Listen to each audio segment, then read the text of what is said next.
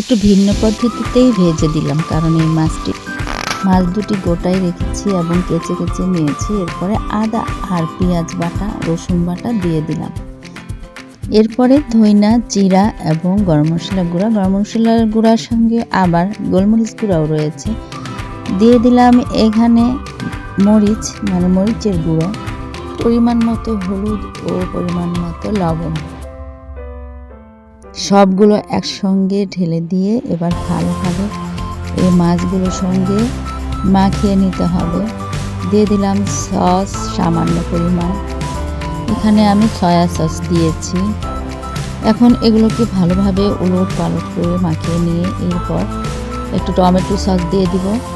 এক পাশে দেওয়া হয়ে গেছে, এবার আমি উল্টো করে আরেক পাশে দিয়ে দিতেছি। মশলাগুলো এমনভাবে মাখাতে হবে যেন মাছের ভিতরে ঢুকে যায়। তো হয়ে গেছে। এবার আধা ঘন্টা আমরা এটাকে ফ্রিজে রেখে দেব।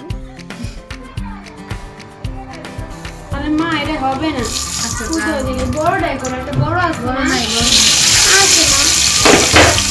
মাছের সাইজ অনুযায়ী আমার এই ফ্রাই প্যানটা একটু ছোট হয়ে গেছে। এর চেয়ে বড় ফ্রাই প্যান আমার কাছে নেই, তো আমাকে এটাতে যেভাবে হোক কৌশলে ভাজতে হবে। তো কি আর করার, আমাকে কৌশলে এটাতে ভেজে নিতে হলো।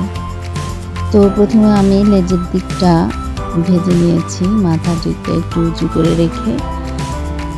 এই যে দেখতেছেন আপনারা, অনেক কৌশলে আমি দুই পাশটাই এভাবে সুন্দর করে ভেজে নিয়েছি। এবং ভাজার সময় এরকম সুন্দর একটি কালার, একটু হালকা পোড়া পোড়া এরকম কালার আসবে। তো হয়ে গেছে আমার ভাজা। এখন আমি দিয়ে দিচ্ছি এর উপরে ধনিয়া পাতা ছিটিয়ে। এরপরে আমি সস দিয়ে দিব। তো আমি এখানে টমেটো সস দিয়ে দিলাম, এরপর একটু সয়া সস দিয়ে দিলাম ঢাকনাতে ঢেলে। তো দেখেছেন আপনারা যে সয়া সস দিয়ে দিলাম। আমি 5 মিনিটের মতো আরও রেখেছিলাম, রেখে হালকা করে দিয়েছিলাম জালটা। এরপর তোলার পালা। এখন আমি এটা ট্রেতে নিয়ে নিলাম। দেখতে কিন্তু দারুণ হয়েছে। তো দেখার উপরেই সব নির্ভর করে, যে জিনিসটা দেখতে সুন্দর সেটা খেতে ইচ্ছা করে।